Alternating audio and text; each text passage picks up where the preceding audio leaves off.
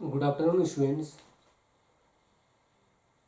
आज हम एक नया चैप्टर स्टार्ट कर रहे हैं जिसका नाम है रोटेशनल मोशन।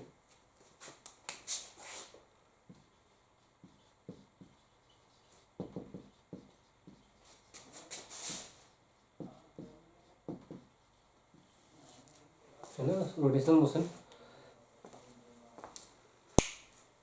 ठीक है, तो आप बता देंगे कि मेरी साउंड आप तक पहुंच पा रही है क्या? M I Audible?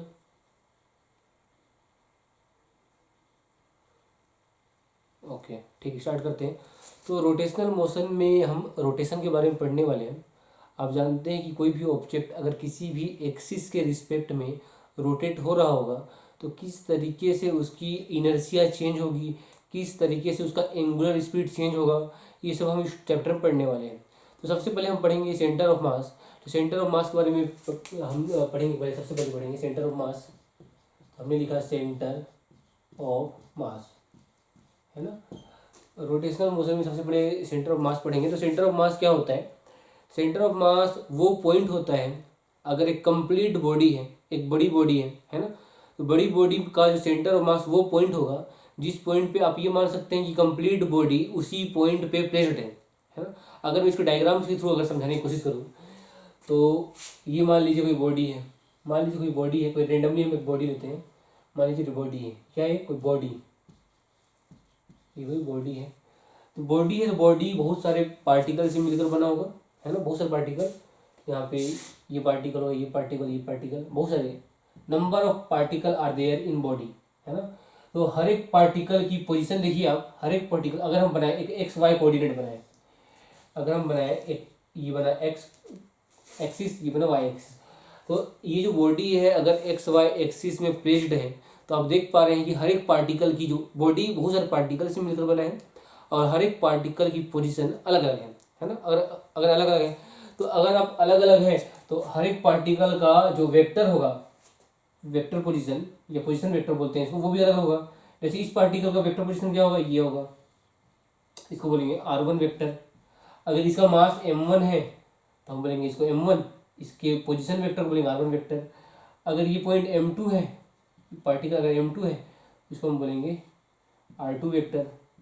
सिमिलरली अगर ये पॉइंट m3 है तो आप बोल सकते हैं इसको R3 वेक्टर, है ना, R3 वेक्टर। तो इस तरीके से आप देख सकते हैं कि एक बॉडी में नंबर ऑफ पार्टिकल पॉसिबल है और हर पार्टिकल की पोजीशन, अगर बॉडी बड़ा है तो उसकी पोजीशन भी अलग अलग है ना। अगर बॉडी बड़ा है तो हर पार्टिकल की पोजीशन भी अलग अलग है।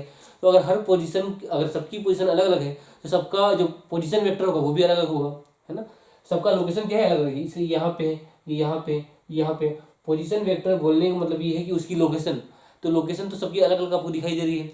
अगर लोकेशन सबकी अलग अलग है तो अगर इस बॉडी को हम किस लोकेशन पे माना जाए, किस पॉइंट पे बॉडी है, अगर आपसे पूछा जाए कि बताइए ये जो बॉडी है किस पॉइंट पे सेंटर्ड है, तो आप बोलेंगे कि बॉडी बहुत सारे पार्टिकल्स मिलकर बना है और हमें वो पॉइंट नहीं पता जिस पॉइंट पे हम इसके सेंटर ऑफ मास को लोकेटेड मान सकें। तो हमने क्या किया, एक कॉन्सेप्ट लाया centre of mass. Centre of mass ये बोलता है कि किसी भी बॉडी में एक ऐसा पॉइंट होगा जिसको आप बोलेंगे सेंटर ऑफ मास, जिसको बोलेंगे सेंटर ऑफ मास। इस सेंटर ऑफ मास पे ये जो कंप्लीट बॉडी है वो सेंटर्ड है, कंप्लीट बॉडी सेंटर है। मतलब ये कि अगर इस कंप्लीट बॉडी का मास है, मान लीजिए इसका मास है टोटल मास, टोटल मास, अगर इसे टोटल मास कैपिटल एम है, M total mass capital M है और इसका सेंटर ऑफ मास ये है, ये पोजीशन है। अगर मैं इसके कोऑर्डिनेट को दिखाऊं तो बनाऊंगा X coordinate, Y coordinate, Z coordinate. ये क्या होगा? इसका लोकेशन होगा। मतलब एक अगर कंप्लीट बॉडी है तो कंप्लीट बॉडी बहुत सारे पार्टिकल्स मिलकर बना हुआ है। अगर m1 पार्टिकल का मैं जो वेक्टर लिखूँ, मैं वेक्टर पोजीशन लिखूँ तो ये आएगा x1 आई कैप प्लस y1 जे कैप प्लस z1 के कैप। क्योंकि ये पोजीशन वेक्टर है तो R1 की जो पोजीशन है, आई कंपोनेंट क्या है? x1, जे कंपोनेंट क्या है? y1, सिमिलरली के कंपोनेंट क्या है? z1। मतलब इसकी पोजीशन है x1 y1 z1। Similarly R2 की वैल्यू हम लिख सकते हैं x2 आई कैप प्लस y2 जे कैप प्लस z2 के कैप। और सिमिलरली हम आगे Rn वेक्टर लिख सकते हैं क्योंकि ये बॉडी है n नंबर ऑफ पार्टिकल्स मिलकर बना हुआ है।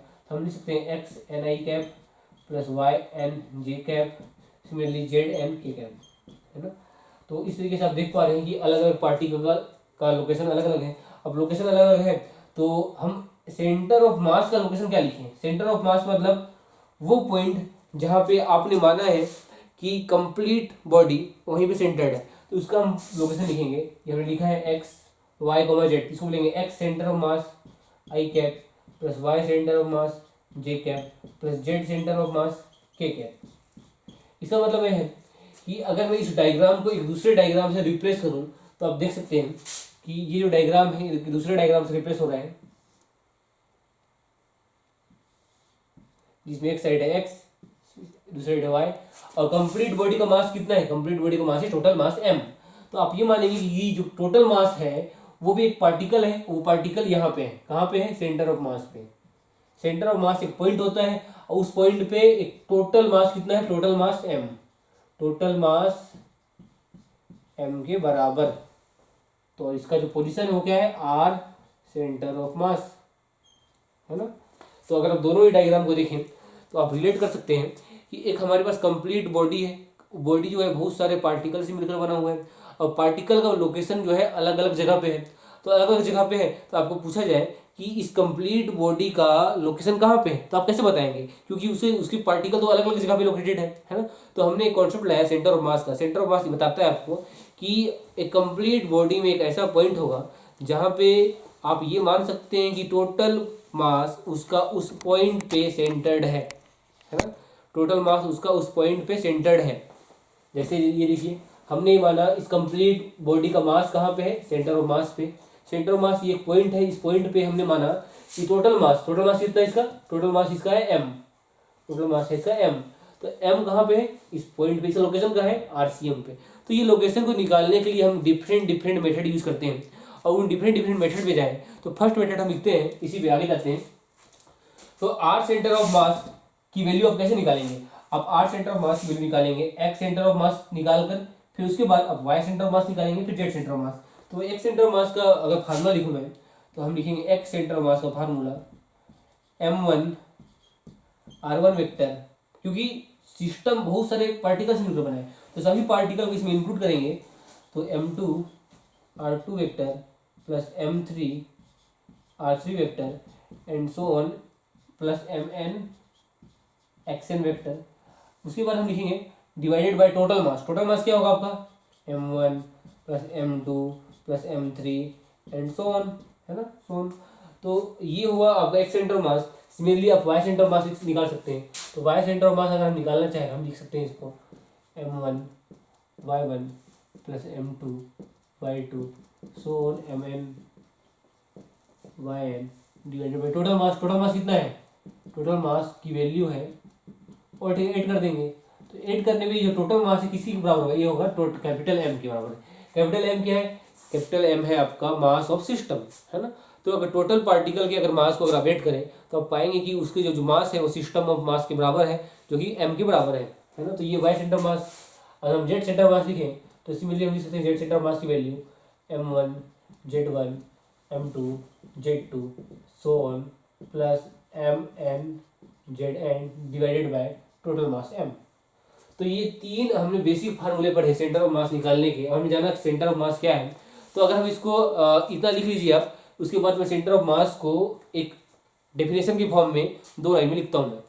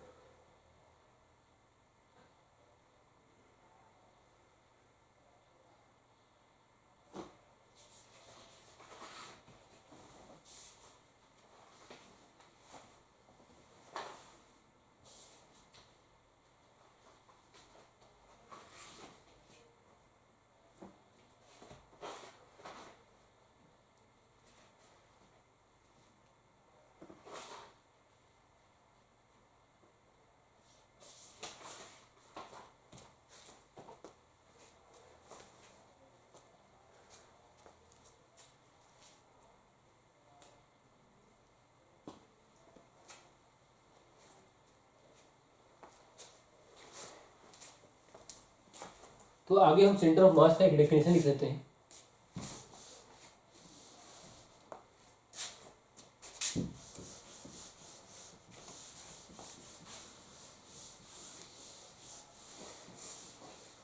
अगर हम सेंटर ऑफ मास के डेफिनेशन में जाएं तो हम लिख सकते हैं it is a point of location where we assume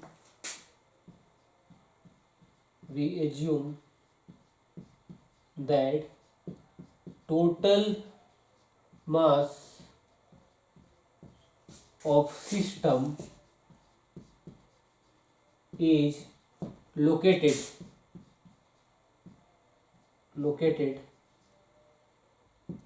it is very useful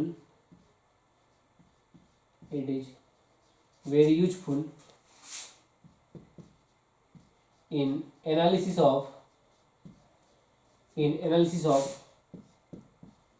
rotational motion, है ना। तो आप इतनी लाइन लिख सकते हैं, it is a point of location where we assume that total mass of system is located, it is a very useful in analysis of rotational motion.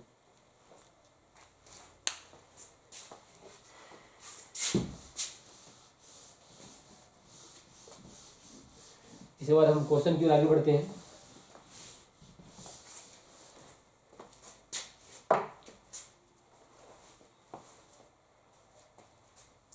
तो मान लीजिए हम क्वेश्चन लिख रहे हैं, हमारे पास एक एक्सिस है जिसका नाम है एक्स एक्सिस, इसका नाम है वाई एक्सिस, है ना।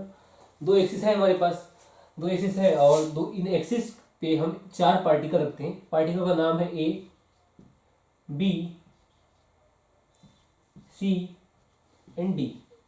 कितने पार्टिकल है हमारे पास? चार पार्टिकल। चार पार्टिकल का मास लिख लेते हैं। मान लीजिए इसका मास है 2 kg, इसका मास है 3 kg, इसका मास है 4 kg और इसका मास है 1 kg, है ना। हमने क्या लिखा? हमने लिखा मास 1 kg, 2 kg, 3 kg, 4 kg, अलग अलग पार्टिकल का मास है। और इनकी लोकेशन को लिख लेते हैं। लोकेशन है इसका 2,0, 0,2, इसका लोकेशन होगा 2,2। तो ये hello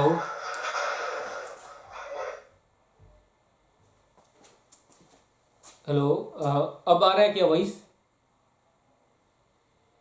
hello, am I audible? Sound आ रहा है आपको? ओके, ठीक है। तो हमने एक क्वेश्चन लिया है। इस क्वेश्चन में हमारे पास चार पार्टिकल हैं, M1, M2, M3, M4। आपने पार्टिकल को कोऑर्डिनेट एक्सिस में अलग अलग जगह लोकेट किया है।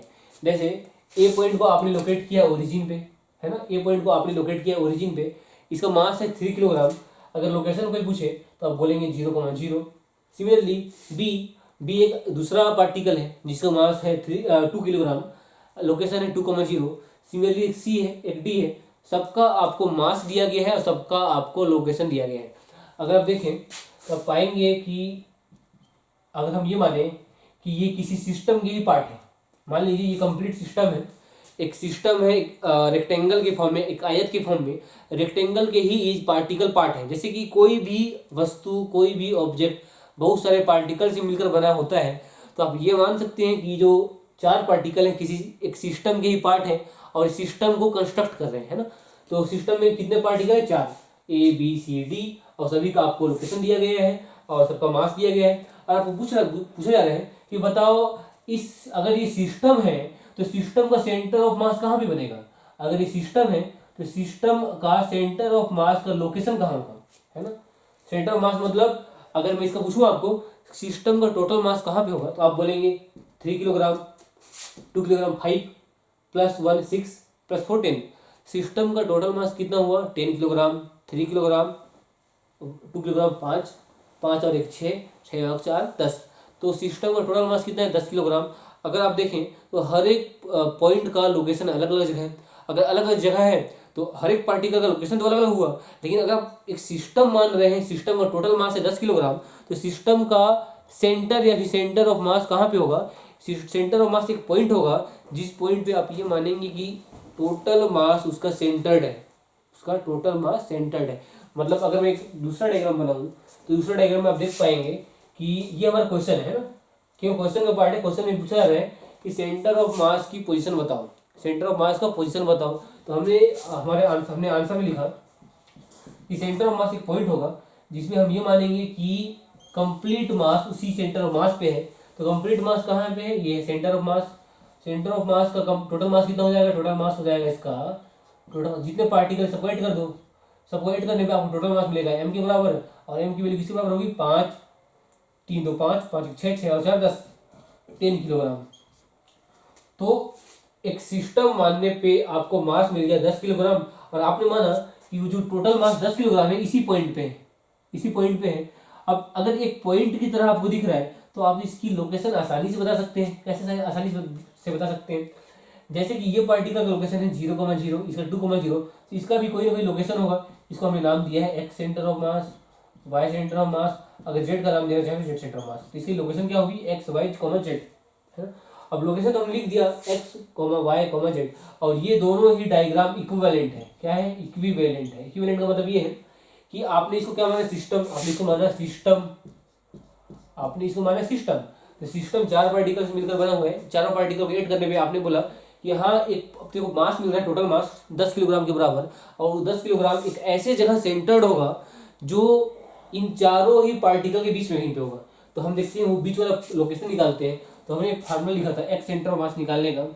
हमने लिखा था m1 x1 plus m2 x2 and so on upon total मास। हमने लिखा था total mass m1 plus m2 and so on. तो हम इसको अगर लिखें, हम टोटल मास कितना है? 10, राइट। m1 की वैल्यू कितनी है? m1 की वैल्यू है 3। आप m1 m2 m3 m4 किसी भी पार्टिकल को मान सकते हो, किसी पार्टिकल को मान लेंगे m1 m2। तो मैं मानता हूँ m1, इसको m1 फिर m2 फिर m3 फिर m4 सोल्व करेंगे तो आप पाएंगे m1 की वैल्यू है 3 किलोग्राम, x1 की वैल्यू हो गई 0, राइट। क्यों? ए का लोकेशन क्या है? 0,0। जो फर्स्ट नंबर है वो x को डिनोट करता है, जो सेकंड नंबर है y को। सिमिलरली ये नंबर होगा x का, ये y, x y x y x y। तो जो पहला नंबर होता है वो x को डिनोट करता है, जो सेकंड नंबर होता है वो y को डिनोट करता है। तो हमने लिखा m1 की वैल्यू 3, x1 की वैल्यू 0, प्लस m2 की वैल्यू 2, x2 का वैल्यू 2, प्लस m3 का वैल्यू है आपका 1 इंटू उसका लोकेशन कितना है 2, प्लस m4 का वैल्यू कितना है 4, लोकेशन कितना है 0। सो सोल्व करें तो आप पाएंगे 3 इंटू 0 होगा 0, 2 इंटू 2 4, प्लस 2 इंटू 1 2। तो आप पाएंगे 4 प्लस 2 अपॉन 10 के बराबर आ रहा है, मतलब आ रहा है 6/10। आंसर आएगा 0.6। तो एक्स पोजीशन कहाँ पे आ रहा है? उसका एक्स सेंटर ऑफ मास, उसका एक्स सेंटर ऑफ मास आ रहा है 0.6। 0.6 मतलब ये जो लोकेशन था, ये जो location centre of mass location है, उसका पहला पॉइंट आ गया 0.6, है ना, 0.6। अब हम लिखेंगे वाई और जेड कंपोनेंट लिखेंगे। वाई और जेड कंपोनेंट लिखने के लिए हमें फिर से ये फार्मूला पुट करना होगा और वैल्यू लिखनी होगी। तो हम लिखते हैं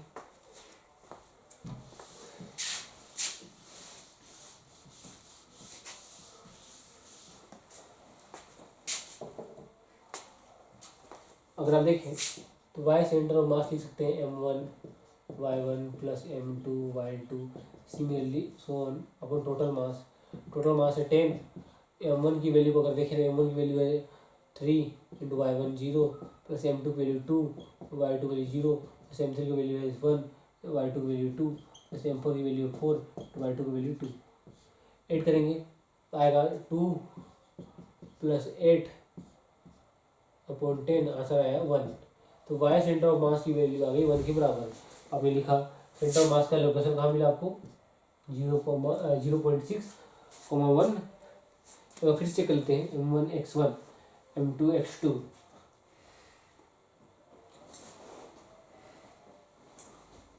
सही है ना? सही है, राइट, ठीक है, सही है।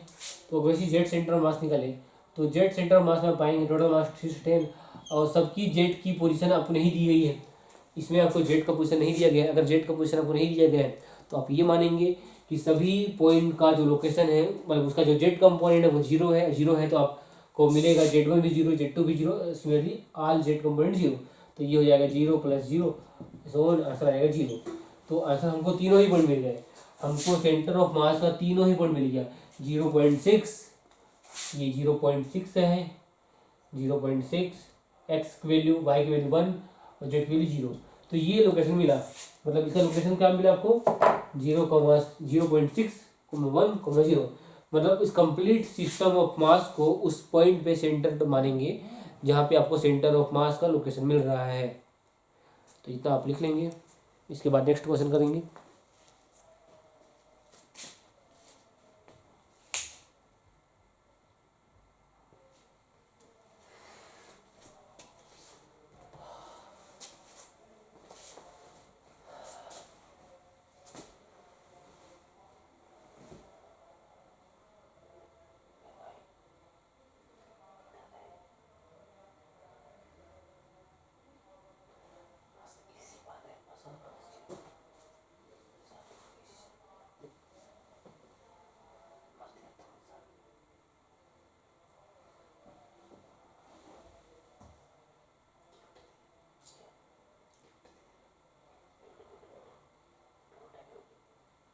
गिफ्ट दिए ना, तेरा स्वेटर गिफ्ट दिए ना,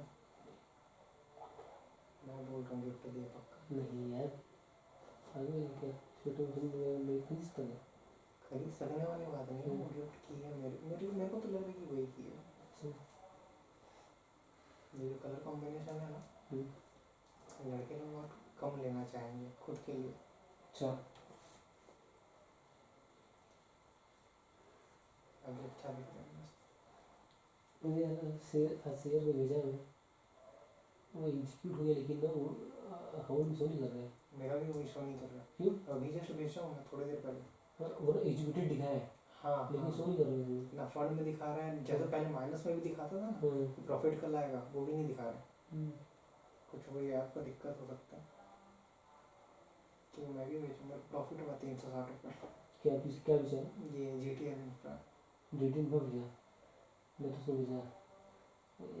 एक्सिड IID ईडा का है।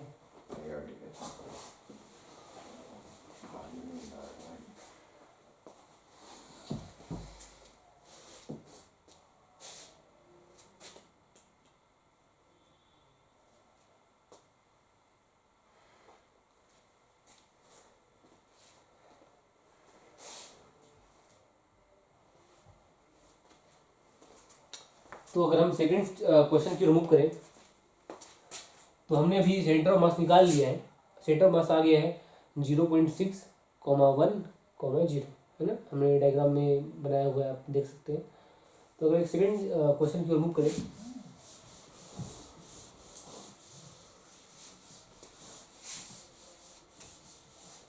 तो हम एक सेकंड क्वेश्चन लिखे जा रहे हैं। मान लीजिए हमारे पास भी है three particle ABC and their mass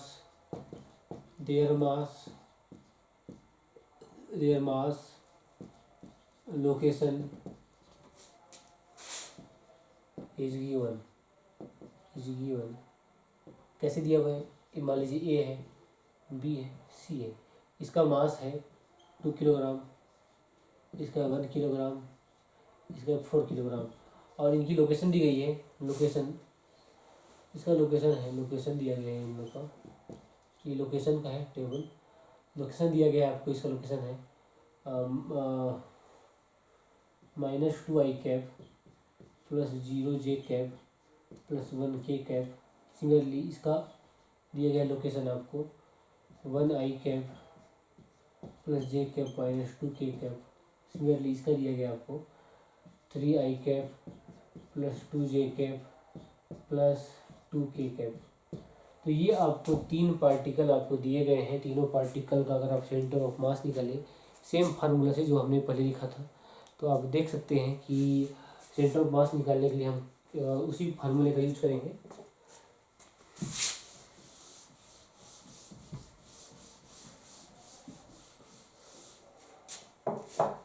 तो हम लिखेंगे सेंटर ऑफ मास निकालने के एक फार्मूला। अगर आप एक सेंटर ऑफ मास निकालना चाहते हैं तो फार्मूला क्या होगा, m1 x1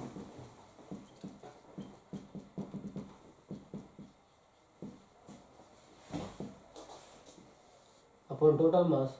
टोटल मास कितना है आपका, ऐड कर लो, 2 और 4 6, 6 प्लस 1 7, हमने लिखा 7। m1 की वैल्यू कितनी है, m1 की वैल्यू है, अच्छा हम निकाल, देखो हमको x1 की वैल्यू निकालनी है, तो इसमें x1 कौन सा होगा, ये i है, तो i के साथ में जो वैल्यू होता है उसको बोलते हैं x, g के साथ जो वैल्यू होती है उसको बोलते हैं 0, k के साथ जो वैल्यू होती है उसको बोलते हैं z कंपोनेंट, है ना। मतलब अगर मैं बोलूँ i के साथ में जो वैल्यू है उसको बोलेंगे x, j के साथ में जो वैल्यू उसको बोलेंगे y, और k के साथ में जो वैल्यू उसको बोलेंगे z। तो हम तो ये फार्मूला से निकाल सकते हैं, लेकिन अगर हम डायरेक्ट निकालना चाहें, डायरेक्ट का फार्मूला क्या होगा, r centre of mass equal to m1 r1 vector plus m2 r2 vector and so on mn rn vector upon total mass m। Value put करते हैं, देखते हैं कितना आता है। टोटल मास हमने देखा है 7 के बराबर, 4 2 6 और 1 7। अगर हम m1 की वैल्यू देखें, m1 किसी को आप m1 मान सकते हैं। अगर मैं 2 किलोग्राम का m1 मानूँ तो r1 की वैल्यू कितनी है उसकी, -2 i cap plus k cap, m2 की वैल्यू कितनी है 1 1, r2 की वैल्यू कितनी है i cap plus j cap -2 k cap. Similarly m3 की वैल्यू कितनी है 4, लोकेशन कितना है 3 i cap plus 2j plus 2 k cap.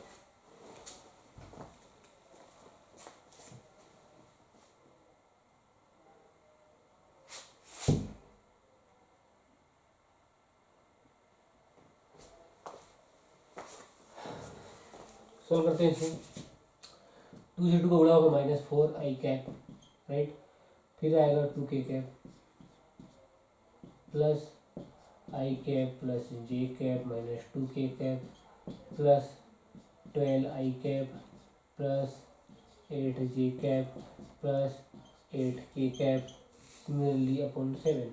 Answer कितना आ गया आपका, आई को साथ में ऐड करेंगे, आई यहाँ पे, तो -4 + 1 -3, -3 + 12 9, आंसर आया आपका 9 आई कैप। जे भी देखते हैं, जे यहाँ पे नहीं है, 1j 8j 9j, राइट। फिर के क्या लिखता हूँ, 2 -2 ये कैंसिल हो गया, आंसर आया +8 k कैप अपॉन 7। यहाँ से भी इसको आप लिख सकते हैं कुछ ऐसा भी, 9/7 आई कैप प्लस 9/7 जे कैप प्लस 8/7 के कैप। और ये किसकी वैल्यू, ये वैल्यू है आर सेंटर ऑफ मास की वैल्यू है। अब आर सेंटर ऑफ मास किसके बराबर होता है, X centre of mass I cap plus Y centre of mass J cap plus Z centre of mass K cap. तो अगर दोनों का कंपेरिजन करें तो आप पाएंगे कि जो 9/7 है ये वैल्यू है एक्स सेंटर ऑफ मास की, 9/7 है ये वाई सेंटर ऑफ मास का वैल्यू है, और जेड सेंटर ऑफ मास का वैल्यू 8/7 है। तो हमने आर वेक्टर का यूज करके तीनों ही सेंटर ऑफ मास की पोजीशन निकाल ली है। तो ये हुआ सेंटर ऑफ मास।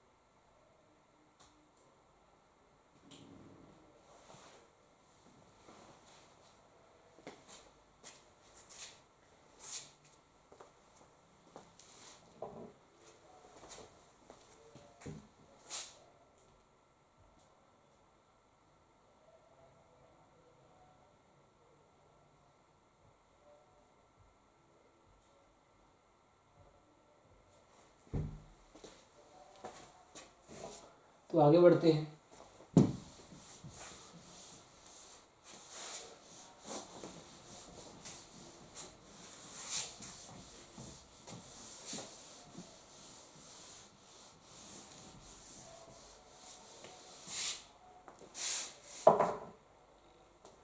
तो अगर हम स्पेशल केस लिखें,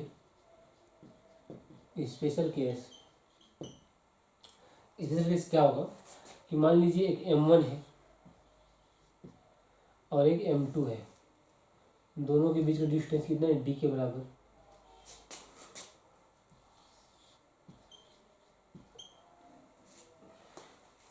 एक M1 है और एक M2 है, दोनों का डिस्टेंस है D के बराबर। अगर हमको पूछा जाए कि बताओ इसका सेंटर ऑफ मास कहाँ पे होगा, तो अगर आप ये बोलें कि इसका सेंटर ऑफ मास कहीं बीच में कहीं होगा, ये इसका लोकेशन होगा, और इसका डिस्टेंस यहाँ से R1 के बराबर है और ये डिस्टेंस R2 के बराबर है, तो आप बोल सकते हैं कि जो R1 प्लस R2 है वो किसके बराबर है, D के बराबर है ना, D के बराबर है।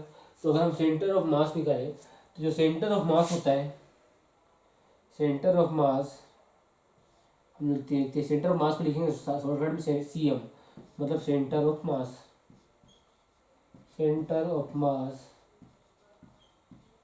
इज इनवर्सली प्रोपोर्शनल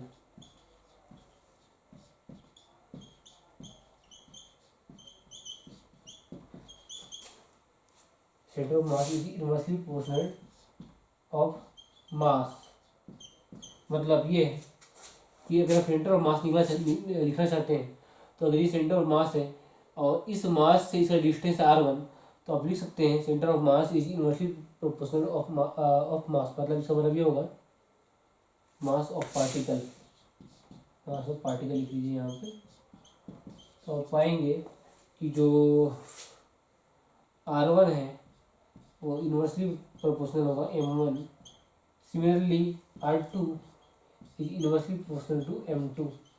आपने लिखा है centre of mass is inversely proportional to mass of particle. इसका मतलब ये होगा कि जो अगर सेंटर ऑफ मास है, सेंटर ऑफ मास का जो पोजीशन क्या है, यहाँ से यहाँ तक क्या पोजीशन है R1, तो जो डिस्टेंस है वो है R1, यहाँ से क्या डिस्टेंस है R2 के बराबर।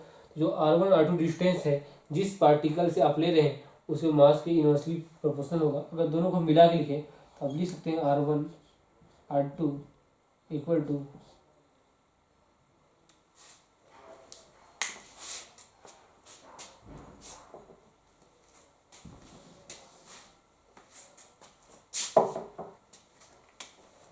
यहाँ सब दोनों को मिला के लिखें तो आप लिख सकते हैं M1, देखिए M1 और R1 को गुणा करेंगे क्या बनेगा, M1 R1 directly proportional to 1, यहाँ भी M2 R2 directly proportional to 1, मतलब M1 R1 को हम लिख सकते हैं M2 R2 के बराबर, राइट।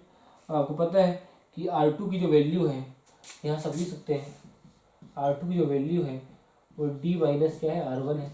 अगर पुट करें तो पाएंगे M2 R2 का वैल्यू D माइनस R1, तो ये निकल गया M1 R1। तो इसको इक्वेशन को सॉल्व करने पे आप पाएंगे M2 D माइनस R1। अगर हम इसको सॉल्व करें और इसको और सॉल्व सिंप्लीफाइड करें तो हमें जो R1 की वैल्यू मिलती है वो मिलती है M2 D times of M1 plus M2। Similarly R2 की वैल्यू, अगर R2 लिख रहे हो तो ये हो जाएगा M1 D upon M1 plus M2 के बराबर। तो ये दो रिलेशन निकल के आता है एक स्पेशल केस से कि अगर आपको दो पार्टिकल दिए जाएं, दोनों स्ट्रेट लाइन में हो और आपसे पूछा जाए बताओ इनका सेंटर ऑफ मास कहाँ पे होगा, तो आप इस फार्मूले की सहायता से इनका सेंटर ऑफ मास डायरेक्ट निकाल सकते हैं, है ना।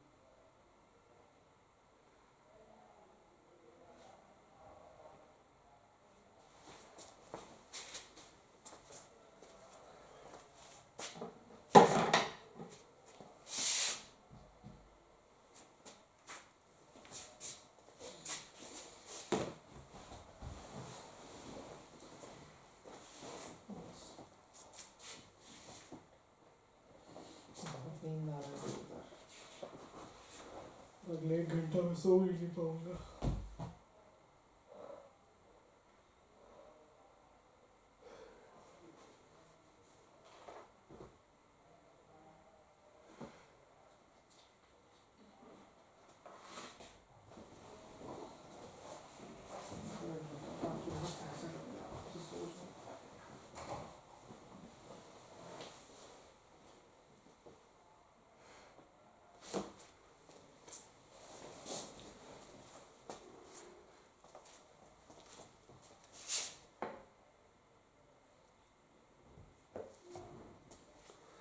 तो अगर हम देखें, अगला पॉइंट देखें,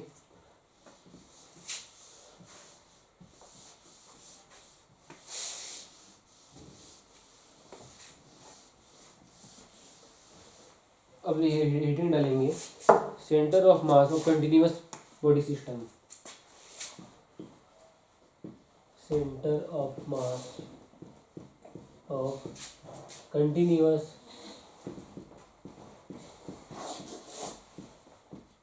बॉडी सिस्टम। कंटिन्यूअस बोलने का मतलब ये है कि अभी तक आपने देखा कि सिस्टम बहुत सारे पार्टिकल से मिलकर बना हुआ था, और पार्टिकल क्या है, डिस्ट्रीब्यूटेड थे। मतलब एक पार्टिकल कहीं अलग जगह पे था, एक पार्टिकल कहीं दूसरे लोकेशन पे था।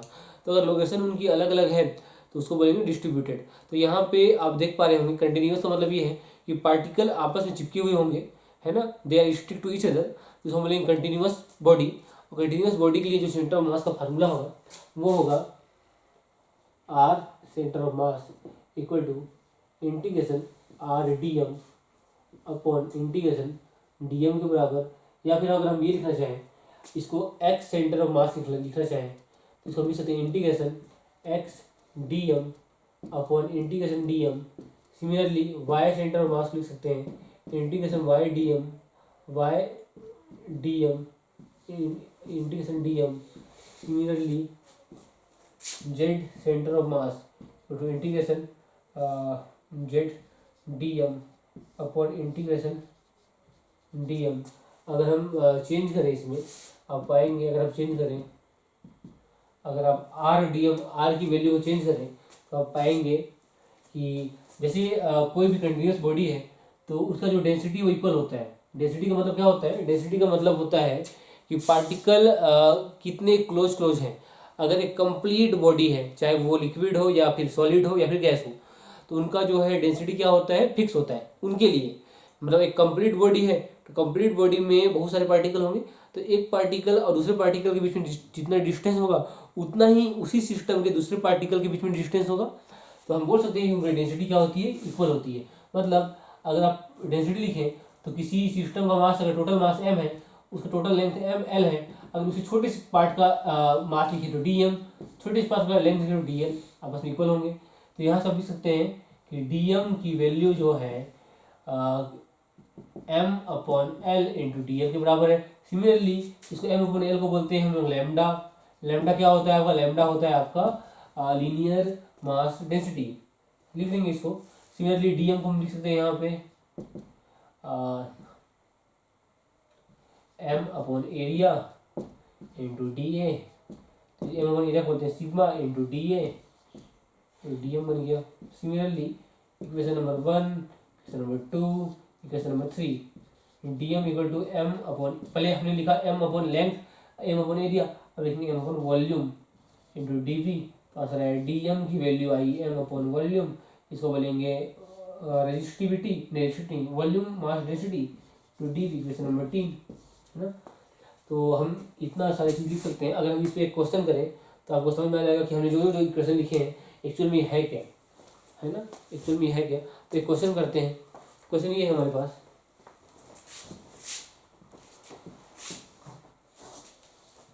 ये मान लीजिए x है, ये y है, और इस कोऑर्डिनेट पॉइंट पे एक मास रखा हुआ है जिसका टोटल मास है m, जिसकी टोटल लेंथ है l के बराबर।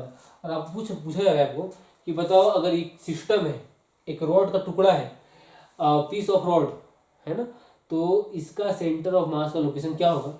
तो आप बता सकते हैं कि अगर इसका टोटल मास m है, इसकी लेंथ l के बराबर है, तो हम कंटिन्यूअस बॉडी है, ये बॉडी कैसे है, कंटिन्यूअस है ना, कंटिन्यूअस बॉडी है, तो इसका जो सेंटर ऑफ मास है इस फार्मूले से निकलेगा। अगर हम इस फार्मूले से निकालें तो हम निकाल सकते हैं। डायरेक्शन, किस डायरेक्शन में ये रखा गया है सिस्टम, ये बॉडी रखा गया है एक्स डायरेक्शन में, तो अब फार्मूला लगाएंगे एक्स सेंटर ऑफ मास, अब पाएंगे x centre of mass integration x DM. अब देखेंगे आप ये क्या है ओरिजिन, ये क्या है ओरिजिन से जैसे आप इधर बढ़ते हैं राइट डायरेक्शन में बढ़ते हैं तो एक्स की वैल्यू चेंज होना स्टार्ट होती है। अगर एक्स की वैल्यू चेंज होना स्टार्ट होती है इसका बोलने का मतलब ये है जैसे आप यहाँ से उठ के यहाँ आए तो यहाँ पे एक्स की वैल्यू अलग है, यहाँ से यहाँ एक्स की वैल्यू अलग है, यहाँ से यहाँ एक्स की वैल्यू अलग है, तो एक्स की वैल्यू कंटिन्यूअस चेंज हो रहा है। तो हम क्या मानेंगे, एक स्ट्रिप लेंगे, उस स्ट्रिप को हम कुछ इस तरीके से दर्शाएंगे, ये हो गया स्ट्रिप, इसको बोलेंगे स्ट्रिप।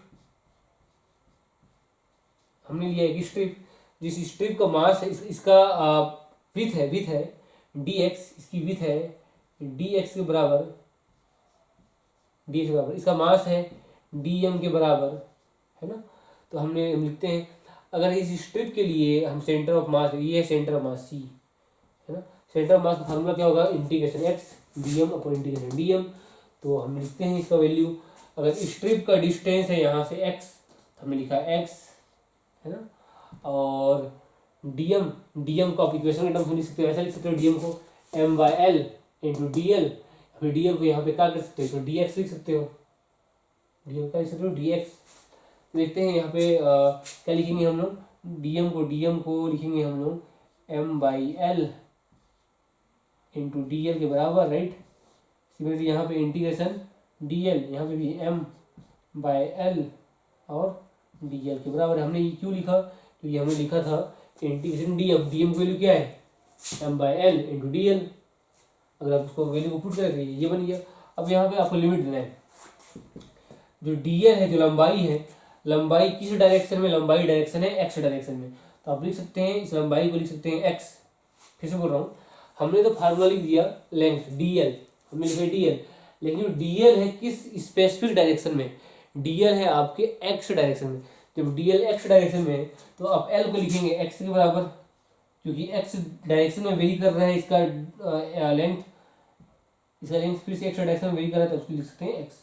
तो आप पाएंगे एम बाई एल कॉन्स्टेंट है, टोटल मास अपॉन टोटल है, कॉन्स्टेंट है बाहर निकल गया, बचा गया X D X upon M upon L integration D X. अब पाएंगे एम बाई एल क्या हो गया, कैंसिल हो गया, बचा गया इंटीग्रेशन एक्स डी एक्स। और इसकी लिमिट क्या डालेंगे, देखिए यहाँ पे आप इंटीग्रेट कर रहे हैं डी एक्स के रिस्पेक्ट में।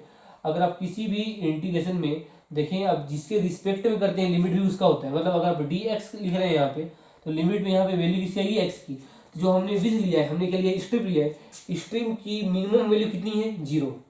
स्ट्रिप का जो डी एक्स हमने क्या लिया विथ, डी एक्स को कम करते जाए, देखो आप इतना बड़ा आपका सिस्टम है, आपने कम करते हुए एक स्ट्रिप लिया डी एक्स, अगर इसको और कम करें तो लगभग इसकी मिनिमम वैल्यू जाएगी 0 के बराबर। और इसको आप फैलाते जाए एक्सपेंड करते जाए तो आप पाएंगे कि इसकी लंबाई बढ़ रही है, और आपको कहाँ तक बढ़ाना है, कैपिटल लेंथ एल तक, लिखा 0 से एल। तो आप पाएंगे सॉल्व करेंगे तो आएगा आंसर हमारा एक्स स्क्वायर अपॉन 2, लिमिट आएगा एम और एम नहीं एल, सॉरी लिमिट आएगा L comma 0, similarly X limit आएगा एल कोमा 0। सोल्व करेंगे कितना आएगा, सोल्व करेंगे आएगा L square by 2 upon L, तो आंसर आ गया एल बाई 2 के बराबर, है ना। तो कुल मिला के हमारा जो आंसर आया है सेंटर ऑफ मास की वैल्यू वो निकल के आया है, एक्स सेंटर ऑफ मास निकल के आया है एल बाई 2 के बराबर। मतलब जितनी इसकी लंबाई है उसके बीच में कहीं एकदम सेंटर पॉइंट पे कहीं इसका सेंटर ऑफ मास होगा, है ना। तो ये सेंटर ऑफ मास हमने निकाल लिया, और ये सेंटर ऑफ मास निकालने के फार्मूले हमने डिस्कस किए आज, है ना। पहले हमने देखा आर सेंटर ऑफ मास कैसे निकालते हैं, फिर उसमें X centre of mass, Y centre of mass, Z centre of mass. फिर हमने देखा कि एक स्पेशल केस देखा जिसमें हमने 2 पार्टिकल लिए थे, दोनों पार्टिकल के बीच का डिस्टेंस था, हमने उन दोनों ही पार्टिकल के लिए सेंटर ऑफ मास का एक डायरेक्ट फार्मूला डिराइव किया। फिर हमने देखा कि कैसे एक कंटिन्यूअस बॉडी के लिए सेंटर ऑफ मास निकाल सकते हैं हम लोग। कंटिन्यूअस बॉडी के लिए सेंटर ऑफ मास निकालने का ये जो 3 फार्मूला मैंने लिखा है, X centre of mass, Y centre of mass, Z centre of mass, ये तीनों ही फार्मूला है। बस आपको इतना ध्यान देना है कि डीएम का मतलब क्या है, डीएम का मतलब है मास ऑफ डिफरेंशियल पार्ट, इसको बोलेंगे mass of differential part, differential क्यों बोल रहा हूँ, क्योंकि ये डीएम है डिफरेंशियल पार्ट। अगर ये कैपिटल एम होता तो हम बोलते टोटल मास, अगर डीएम लिखा है डीएम का मतलब होगा ये छोटे सी स्ट्रिप का मास, छोटे सी स्ट्रिप का मास कितना होगा, DM mass of differential part. Mass of differential part होगा तो इंटीग्रेशन के सिंपल फार्मूले से हम सेंटर ऑफ मास निकाल सकते हैं।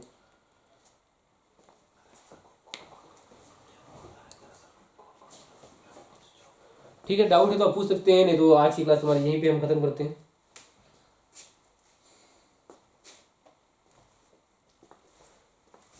यहाँ पे कुछ टर्म हमने लिखे हैं, इसको आप लिख सकते हैं, जैसे कि लैम्डा हमने लिखे हैं। लैम्डा, लैम्डा को आप बोलेंगे आप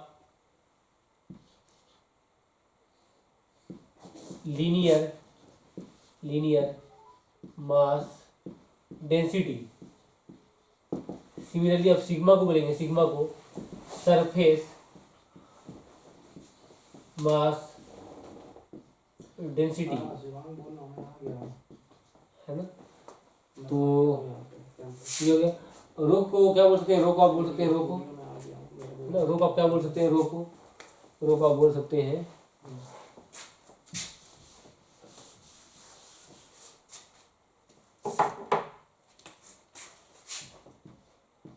रो को आप बोल सकते हैं वॉल्यूम,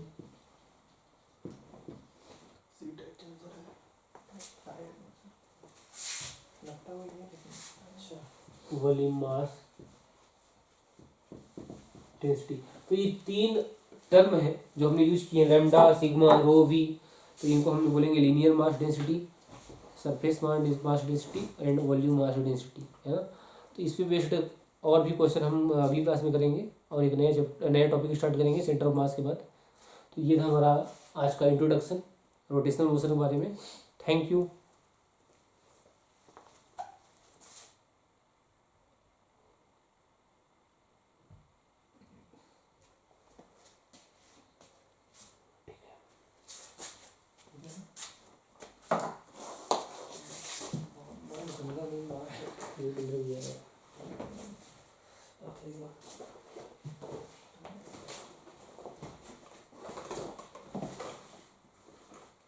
चेक किया एवरेज क्या खत्म हो गया वही 47 बहुत अच्छा बॉटल लिखूँ करूँगा। अगर उससे अच्छा टेक्निक ना ये देख पहले ना रिजर्व में जब लगता है ना उसको पेट्रोल डालो, फिर ऑन में करके देखिए उसमें रिजर्व पता नहीं चलता ना उसमें। सर पल्सर में कितना दे देते रिजर्व में, पता नहीं, मैं लगाया नहीं कभी। मैं सोचा था वैसा देखूंगा, लेकिन हिला के देखता हूँ तो लगता है कि 3-4 लीटर बचा है। हाँ, धोखा हो जाता है उसमें। हम डेली 200 हर दूसरे दिन 200 रुपये के 150 का आसपास डलवा देते हैं पेट्रोल। ये तो मेरी गाड़ी खराब चल रही, सही हो रही है, 150 रुपये डलवा देते हैं। चलते ही काफ़ी। कल परसों कलेक्टर आ रहा बता रही मैडम। अच्छा आप ही अब तो वो जाने वाला, क्यों आ रहा है? लास्ट है ना, मुलाकात कर लेंगे। अच्छा हमारे जाने भी वाले हैं क्या, जाने वाले हैं क्या? अब तो ही जाएगा, बघेल का बहुत खास आदमी था ना ये। अच्छा, वो बोलते हैं सर है सब खास आदमी। नहीं नहीं, ये कर्मा परवा तो बिल्कुल घाटता नहीं था।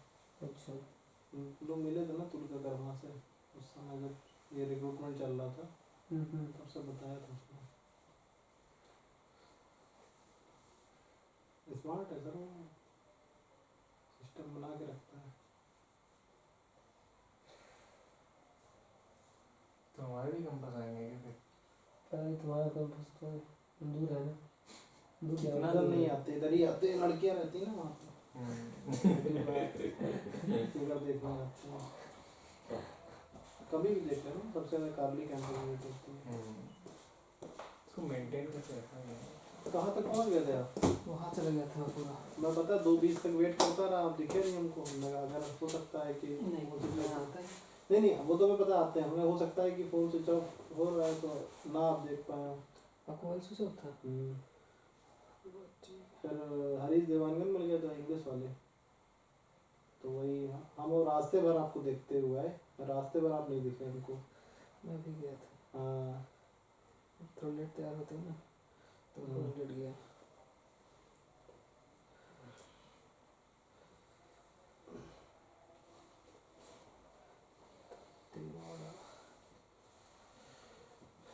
11th के बच्चे अच्छा प्रदर्शन कर रहे हैं, वो अच्छे बढ़िया कर रहे हैं 11th के बच्चे। 12th के तो बिल्कुल उनको आशिकी सवार है, सब जी, बच्चे 14 ठीक है। फरवरी की तैयारी कर रहे हैं। जी नीट बच्चे वाले ठीक है उनके 12th वाले सब 14 फरवरी की इतना तैयारी कर रहे फास्ट हैं, तुरंत आपको पकड़ लेंगे ऐसे। 11th वाले 12th वाले मतलब वहाँ के पे जी बच्चे जी अच्छा। बच्चे चार अच्छे हैं। 5 जने हैं, एक मन्नू करके है, एक मनीषा का जागृति करके है, एक सुनीता है और एक जने और है। 5 से 6 बच्चे ऐसे तुरंत। हैं। उनको सबको अच्छे थोड़े फॉर्म हाँ। भरवा देना जो ऑटोनोमस इंस्टीट्यूट वाले हैं। हम्म। जैसे उसका एमएससी मैं तो आज उनको बोला क्लाइंट का फॉर्म नहीं भरते ना बोला। क्लैट का मैं कोई मतलब नहीं है, जो जाना चाहता है लॉ में उसी को बस बताओ। जैसे वहाँ पे एक लड़की है बायो में, एक लड़की क्लैट में जाना चाहती है, तो बायो वाले दे सकते हैं क्या सेट? मेरे हिसाब से तो नहीं दे देना चाहिए, क्योंकि नहीं, इसमें इनको लीगल एप्टीट्यूड आता है, मैथ्स आती है, क्वांट आता है, मैथ वो शायद दे सकते लेकिन हैं, लास्ट में भरेगा राकेश भरा था उनको। क्लैट भरती है। बढ़ सकते हैं क्लैट का, क्योंकि क्वांटिटेटिव एबिलिटीज आती है, वो 9th-10th की होती है मैथ। एक और चीज है आपका आईआईटी मद्रास ना बीएससी करवाता है जो ऐसे करते हैं। वही वाला Integration उसका ये भी लोग था। देखते हैं हमारे यहाँ पाल नार में सचिव है यहीं पे, उनका लड़का कर रहा है, उसकी Yes. बहन यहीं पढ़ती थी, टॉपर थी पिछले साल, सपना नेताओं के साथ भी महिमा अच्छा सिन्हा, रहेगा। वो आएगी यहाँ पढ़ने भी, ये ड्रॉपर में टॉपर है वो 12th, उसका भाई कर रहा है आईआईटी मद्रास से बीएससी बीएससी एमएस का, वो ऑनलाइन कोर्स टाइप का रहता है। हम्म। वो मुझसे पूछे थे, तो मेरी क्लास की टॉपर वहाँ पीएचडी चल रही है उसकी, तो उससे मैं पूछा पता किया, वो कह रहे ठीक है, बाकी आईआईटी में तो यही है कि कितना आपको कोडिंग प्रोग्रामिंग स्किल है, चीज़ें बहुत ही एडवांस लेवल का करवा रहे हैं लेकिन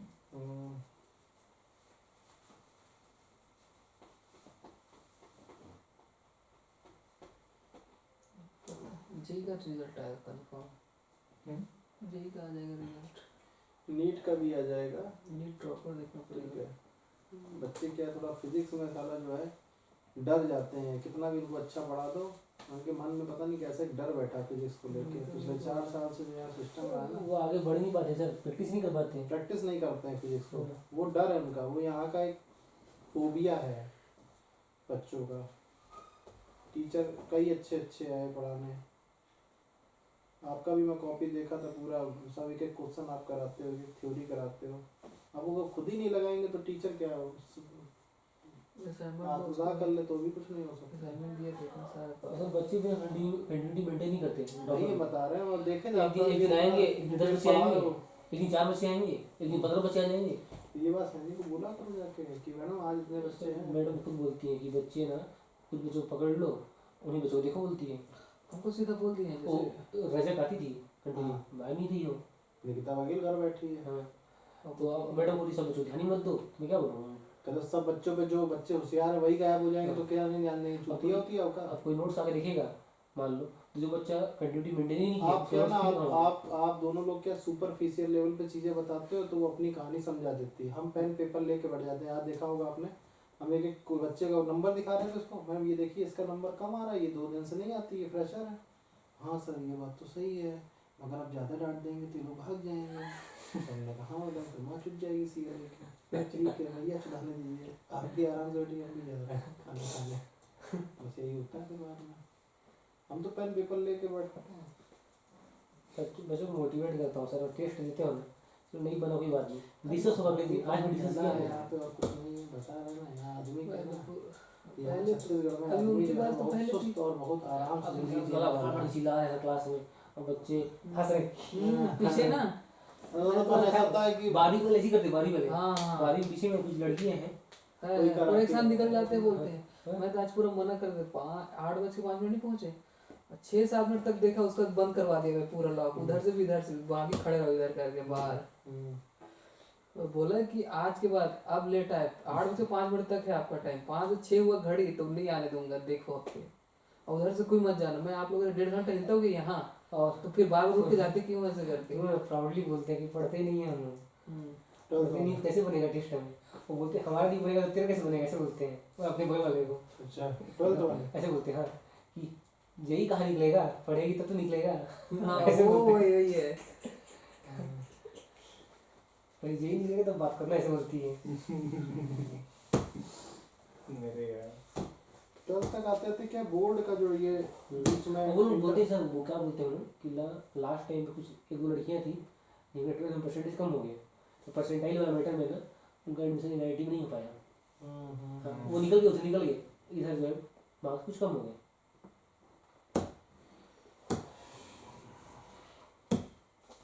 कुछ नहीं, एक सबसे बढ़िया तरीका है वो कर दिया, उसमें 5-6 आदमी शहीद हो जाएंगे। तरीका ये है कि जो कोचिंग का टीचर नोट्स लिखवा रहा है वही एकेडमिक लेवल पे तैयारी कराए, वही कोचिंग लेवल पे कराए, बस खत्म काम। बच्चों को बर्डन कम हो गया सही। बिल्कुल काम होगा। ये 5-6 घंटे का मैं जो बोल बड़ा रहा हूँ कि हो जाएगा। बोर्ड में मान लो आपका 90% कुछ मतलब 5 साल का क्वेश्चन होता है, उसी को 10-20 बार लिखो बस, तो आराम से हो जाएगा। किसी भी बोर्ड वही करता है, 5 साल का रिपीट करता है परीक्षा साल का, एक कुछ मतलब 5 साल का पेपर। मैं लोग बोला तुम इतना पढ़ते हो, बिना पढ़े ही पास होगे ना, सुबह जो शाम तक बिना पढ़े ही पास होगे, तो बोलते हैं अगर पढ़ के पास नहीं होते बिना पढ़े बोलते हो। ऐसे बोलते हैं। वाकई में हम पता लोग नहीं को ऐसा ऐसा होता है माहौल क्या, में फेल होते हैं क्या यहाँ बच्चे? हाँ, होते हैं। एकेडमिक में दिखाते हैं सर लोग फेल होते हैं? फेल तो होते ही हैं, नहीं कुछ होता। ऐसा फेल नहीं समझ, मार्क्स कम आया तुमको।